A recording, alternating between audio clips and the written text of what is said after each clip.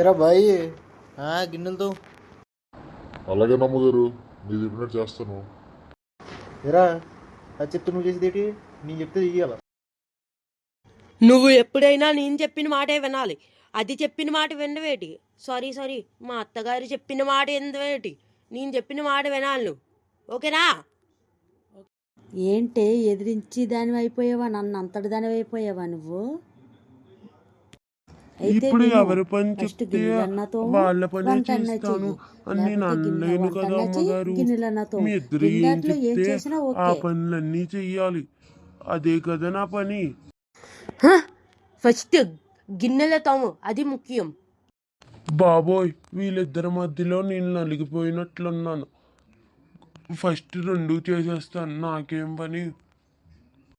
లేకపోతే నేను వీళ్ళిద్దరి మధ్యలో ఉక్కిరి బిక్కిరి అయిపోవాలి.